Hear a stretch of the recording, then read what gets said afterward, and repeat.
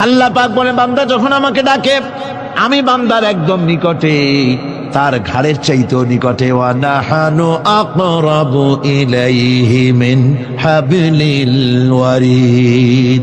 আমি আমার বান্দার সারাত যে রগের উপরে তার মাথা, এর থেকেও আমি আমার বান্দার বেশি নিকটে। সুবহানাল্লাহ পড়েন। আমি তোমার কাছে, আমার কাছে মাপ চাও, যত বড় গুনাহ হোক। ওয়া ক্বালা রাব্বুকুম উদউনি আস্তাজিব লাকুম। তোমার প্রভু তোমাকে ডেকে বলেছে আমাকে ডাকো, আমি মাফ করে দেবো। সুবহানাল্লাহ ওয়া বিহামদিহি। কত বড় কথা, আমাকে ডাকো, নিরাশ হয়েও না, হতাশ হয়েও না। আল্লাহর গজব বেশি না রহমত বেশি? আল্লাহর রহমত বেশি। হাদিসে কুদসির ভিতরে এসেছে, আল্লাহ পাক বলেছেন, কোন বান্দা যদি আমার দিকে এক বিগত অগ্রসর হয়, আমার রহমত তার দিকে এক হাত এগিয়ে যায়। কোন বান্দা যদি আমার দিকে হেঁটে আসে, আমার রহমত তার দিকে দৌড়ে যায়। বান্দা যখন আল্লাহর দরবারে দুহাত উঁচু করে চোখের পানি ফেলে দেয়, মুসলিম শরীফের হাদিসের ভিতরে এসেছে, গভীর রাত্রে, রাতের তৃতীয় অংশে আল্লাহ রাব্বুল আলামিন প্রথম আকাশে আসেন আর ডেকে বলেন, পৃথিবীতে আছো নাকি কেউ গুনাহ করে জীবন বরবাদ করে দিয়েছো? আমার কাছে মাপ চাও। ঋণগ্রস্ত আছো, অসুস্থ আছো, অপমানিত আছো, কে আছো মাজলুম? আমাকে ডাকো, আমার কাছে বলো, আমি ডাকের সাড়া দেব, জীবনের আশা পূরণ করে দেব। ওই সময় যেই সমস্ত লোকেরা কান্দে তাহাজ্জুদের নামাজ পড়ে, আল্লাহ জিজ্ঞেস করেন ফেরেশতারা, অমুক অমুক দেশ অমুক অমুক বান্দারা কান্দে কেন? ফেরেশতারা বলে, রব্বুল আলামিন তুমি তো ভালো করে জানো। আল্লাহ বলেন, জানি, তবু তোমাদের মুখে শুনতে চাই। তারা বলে, রব্বুল আলামিন তোমার এই বান্দা গুনাহ করেছে, গুনার জন্য মাপ চায়, জাহান্নাম থেকে বাঁচতে চায়। আল্লাহ পাক বলেন, ফেরেশতারা আমার এই বান্দারা আমারে দেখেছে নাকি? বলে দেখে নাই। বলে আমার দোজখ দেখেছে নাকি? বলে না, তাও দেখে নাই। আমার বেহেশত দেখেছে নাকি? বলে না, তাও দেখে নাই। আল্লাহ পাক বলেন, ফেরেশতারা সাক্ষী থাকো, ওরা আমাকে দেখে নাই, আমার বেহেশত দোজখ কিছুই দেখে নাই। শুধুমাত্র আমার নবীর কথা, আমার কোরআনের কথা বিশ্বাস করে আরামের ঘুমকে হারাম করে যেভাবে তারা কাঁদতেছে, সাক্ষী থেকে যাও ফেরেশতারা, আমার রহমতের দরিয়ায় জোশ মেরেছে, আমার ওই ক্রন্দনরত বান্দাগুলিকে আমি আল্লাহ মাফ করে দিলাম। সুতরাং মুমিন বান্দা যারা, আল্লাহর মুমিন বান্দা যারা, এই ইমানের কোয়ালিটি, এটাও হতাশায় নিরাশায় ভেঙে পড়বে না। গুনাহ তো মানুষই করে, গুনাহ হয়ে গেছে, মাপ চাও। তোমার গুনাহ কদ্দুর? তোমার গুনাহ যদি হয় পাহাড় সমান, আল্লাহর রহমত আকাশ সমান।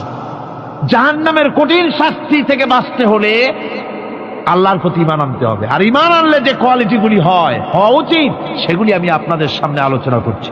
এরপর আরেকটি কোয়ালিটি হবে মুমিনের, তা হলো কঠোর কঠিন বিপদে অবিচল থাকবে, বিপদে ভেঙে পড়বে না। বিপদ আপদ, শত্রুতা, ক্ষয় ক্ষতি যা কিছু হয় সবই আল্লাহর পক্ষ থেকে, এটা মেনে নিতে হবে এবং ধৈর্য ধারণ করতে হবে। বিপদ মুসিবত শুধু উম্মতের জন্য নয়, দুনিয়ার সমস্ত নবীদের বিপদ এসেছে, হয় নাই? নবীদের বিপদ আসে নাই? কোরআনে কারীম থেকে শুনুন, আল্লাহ রাব্বুল আলামিন বলেন, وَكَذَلِكَ جَعَلْنَا لِكُلِّ نَبِيٍّ عَدُوًّا مِنَ الْمُجْرِمِينَ। আল্লাহ পাক বলেন, এমনি করে আমি সকল নবীদের শত্রু বানিয়ে দিয়েছি সব পাপিষ্ঠ আর অপরাধ প্রবণ লোকদেরকে। প্রত্যেক যুগে নবীদের শত্রু ছিল, প্রত্যেক যুগে নবীদের কি ছিল? শত্রু ছিল। সে শত্রু কারা ছিল? আল্লাহ পাক বলছেন, নবীদের শত্রু ছিল পাপিষ্ঠ আর অপরাধ প্রবণ লোক, এরাই ছিল নবীদের দুশমন। রাসূলগণের অবস্থা যদি এই হয়, তাহলে তার উম্মত, ওই দিনের ধারক বাহক যারা, তাদের বুঝি বিপদ আপদ হবে না নাকি? হবে কিনা? তো ইসলামের বিরোধিতা যারা করে, কোরআনের পরিভাষায় বলা হয়েছে ইসলামের দুশমন, নবীদের দুশমন। দুনিয়ার সব পাপিষ্ঠ আর অপরাধ প্রবণ লোকেরাই ইসলামের দুশমন হয়, নবীদের দুশমন হয়। আজও দেখেন, আজও তাকিয়ে দেখেন, ইসলামী আন্দোলনের বিরোধিতা যারা করে তারা পাপিষ্ঠ চরিত্রের কিনা, তাকায় দেখেন, খুঁজে দেখেন, সর্বত্র খুঁজে দেখুন, খুঁজে দেখুন। যারা ইসলামী আন্দোলনের বিরোধিতা করে, যারা ইসলামকে মিটিয়ে দেওয়ার চেষ্টা করতেছে, যারা ইসলামকে মৌলবাদ বলে, ইসলামকে সাম্প্রদায়িক বলে, কোরআনে কারিমের কথা কত স্পষ্ট যে নবীদের দুশমন হয়, ইসলামের দুশমন হয় মুজরিম লোকেরা, অপরাধ প্রবণ আর পাপিষ্ঠ লোকেরা। আজও আমরা দেখতে পাই এই শ্রেণীর লোকেরা পাপিষ্ঠ এবং সবচাইতে সমাজের নিকৃষ্ট ধরনের চরিত্রহীন লোক। নামাজ নাই। আপনি খুঁজে দেখেন ইসলামী আন্দোলনের বিরোধিতা যারা করছে, যারা নেতৃত্ব দিচ্ছে, নামাজ নাই, রোজা নাই, চরিত্র নাই, হজ নাই, যাকাত নাই, মদ, জুয়া, জেনা, ব্যভিচার ইত্যাদিতে লিপ্ত। চেহারা দেখলে ছেলেপেলেরা 2 গ্লাস পানি খায় ভরসটে। কথা ঠিক কিনা কয়? এই হলো অবস্থা। মারে কেন? মুমিনদেরকে, পয়গম্বরদেরকে, সাহাবীদেরকে এবং ঈমানদারদেরকে মারে কেন? তার কারণ হচ্ছে আল্লাহ রাব্বুল আলামিন বলেছেন, ওয়া মা নাকামু মিনহুম ইল্লা আইয়ুমিনু বিল্লাহিল আজিজিল হামিদ। কাফিররা ঈমানদার লোকদেরকে অন্য কোন অপরাধী নির্যাতন চালায় না, নির্যাতন চালায় শুধু এই কারণে যেহেতু মুমিন লোকেরা পরাক্রমশালী, আল্লাহ রাব্বুল আলামিনের দ্বীনকে কায়েম করতে চায়, তার উপরে ঈমান এনেছে, এই কারণেই তারা মারে। ঠিক কিনা কর? যুগে যুগে নবীদের উপরে, সাহাবীদের উপরে যে অত্যাচার হয়েছে, সেই অত্যাচার এই কারণেই হয়েছে, অন্য কোনো কারণে নয়। এই কঠিন বিপদে অবিচলতা এবং ধৈর্যের দৃষ্টান্ত নবীগণ পেশ করেছেন পৃথিবীর বুকে। আমরা দেখেছি ইব্রাহিম আলাইহিস সালামকে আগুনে ফালানো হয়েছে, আছে না কোরআন শরীফে? আমি কিন্তু গল্প করতেছি না, সব কোরআনের কথা। কিসের কথা? ইব্রাহিম আলাইহিস সালামকে আগুনে ফালানো হচ্ছে। অপরাধ কি? অপরাধ হচ্ছে হযরত ইব্রাহিম আলাইহিস সালাম দাওয়াত দিয়েছেন, লা ইলাহা ইল্লাল্লাহ। জোরে পড়েন, লা ইলাহা ইল্লাল্লাহ, লা ইলাহা, লা ইলাহা ইল্লাল্লাহ মুহাম্মাদুর রাসূলুল্লাহ। হযরত ইব্রাহিম আলাইহিস সালাম দ্বীনের দাওয়াত দিয়েছেন, এক আল্লাহর দাওয়াত দিয়েছেন, ঈমানের দাওয়াত দিয়েছেন। আর কোন অপরাধ ছিল না। নমরুদ সহ্য করতে পারল না। কোরআনে কারীমের মধ্যে সব কথাগুলি আল্লাহ পাক এই জন্য বিধৃত করেছেন, এই জন্য কোরআনে কারীমের মধ্যে সব কথা উঠায় দিয়েছেন, যাতে করে মুমিনেরা বিপদ আসলে পরে যেন ঘাবড়ে না যায়। ইব্রাহিম আলাইহিস সালামকে আগুনে ফালানো হচ্ছে।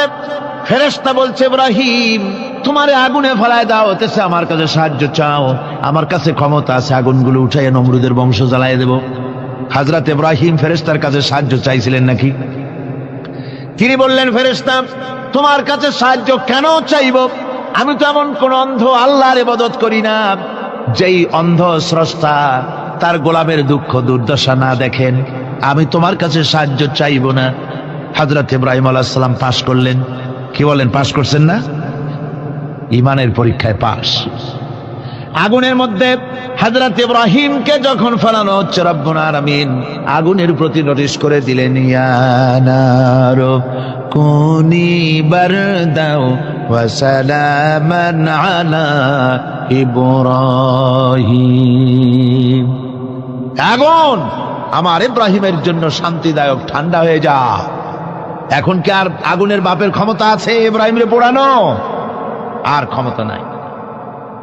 আমার বন্ধুগণ, ইব্রাহিম আগুনের ভিতরে আরামে বসা আছেন, আর ওদিকে নমরুদ বসে বসে দেখতেছে দূর থেকে। ইব্রাহিম তো জ্বলে না, গায়ের মধ্যে আগুন জ্বলে গেল। ডাক দিয়া কয়, আগুন তোর হলো কি? কেন জ্বালাইতে পারিস না আমার দুশ্মন রে? হলোটা কি তোর? তোর কি জ্বালানো শক্তি বন্ধ হয়ে গেল নাকি? আগুনের ভিতর থেকে জবাব এলো, নমরুদ রে, আমার ভিতরে জ্বালানো শক্তি আছে কি নাই যদি প্রমাণ করতে চাও, টেস্ট করতে চাও, তুই নিজে আয়, তোরে শুদ্ধ তামাম দুনিয়া জ্বালাই দিতে পারি, ইব্রাহিমের এক গাছা পশমও জ্বালাই দিতে পারি না। তার কারণ হচ্ছে আমি হচ্ছি মাখলুক, আল্লাহ হচ্ছেন খালিক। আল্লাহ আমাকে বলেছেন না জ্বালাতে, তুমি 1000 বার বললেও আমি ইব্রাহিমকে জ্বালাইতে পারবো না। কোরআনে কারিমে ঘটনা বলে মুমিনদেরকে সাহস দেওয়া হচ্ছে, মুমিনেরা দ্বীনের কাজ করতে গিয়ে বিপদ আবাজ আসবে, ঈমানের দাবি হলো বিপদ আসবে, আর বিপদ আসলে ঘাবড়ায় যেও না, মুসিবতে পড়ে চিন্তায় পেরেশানে হয়রান হয়ে যেও না। বিশ্বকবি আল্লামা ইকবাল কি সুন্দর করে বলেছেন, আজ ভি হোক জু বিরাহিম কা হিমা पैदा आग कर सकती है एक अंदाज गुलिस्तां पैदा। ইব্রাহিমের ঈমান যদি আজিও কোথাও হয় বিদ্যমান, করতে পারেন অগ্নিকুণ্ডে খুবসুরত এক গুলিস্তান। আজও যদি আগুনের ভিতরে কোন নমরুদ কোন ইব্রাহিমকে যদি ফেলে দেয়, আল্লাহ রাব্বুল আলামিন আজও আগুনকে ফুলের বাগান বানায়া দিবেন। সুবহানাল্লাহ। ভয় পাওয়ার কারণ নাই, চিন্তা করার কোনো কারণ নাই।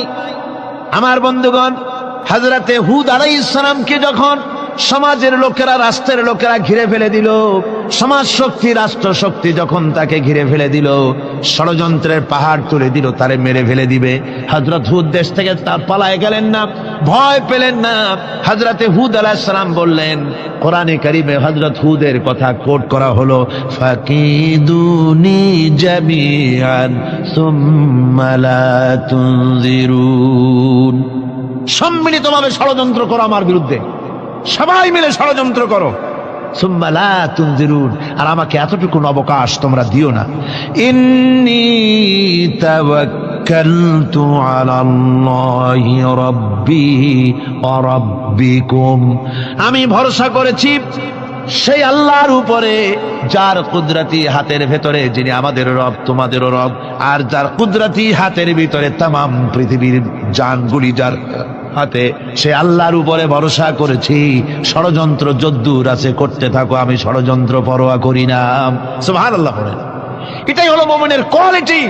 শুধু ঈমান, লা ইলাহা ইল্লাল্লাহু মুহাম্মাদুর রাসূলুল্লাহ, গরুর গোশত খাই, আর রবিউল মাস আসতে পরে ইয়া নবী সালাম আলাইকা, ইয়া রাসূল সালাম আলাইকা, তারপরে গরম গরম জিলাপি আর রসগোল্লা খাইলাম খুব বেশি করিয়া, এর নাম মুমিন নয়। মুমিন হচ্ছে তার চলায় ফেরায়, ওঠায় বসায় সাহসিকতার তার এক আন্দাজ তৈরি হবে সে। আমার ভাইয়েরা, বিপদে অবিচলতা আমাদেরকে পয়গম্বরেরা শিক্ষা দান করেছেন।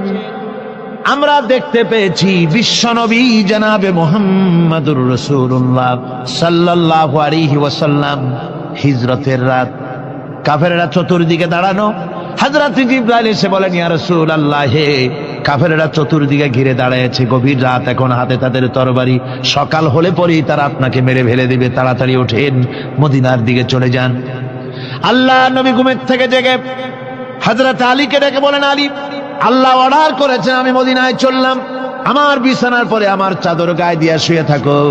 হযরত আলী বলেন, আল্লাহর হাবিব, আপনার চাদর গায়ে দিয়ে ঘুমিয়ে থাকবো, সকালবেলায় কাফির বেঈমানেরা আপনার বিছানার পরে আপনার চাদর গায়ে দেওয়া অবস্থায় আমি আলীকে তারা মুহাম্মদ মনে করবে, আর আমি আলীকে নবী মনে করে তারা তাদের তরবারি দিয়া কেটে কেটে টুকরা টুকরা করে আমারে বিদায় করে দেবে দুনিয়া থেকে। এতটুকুনো পরোয়া করি না, বরং আমার দিলের মধ্যে এটাই তৃপ্তি থাকবে যে আমি আলীর জীবনের বিনিময় আল্লাহর হাবিব দুনিয়ায় বেঁচে আছেন।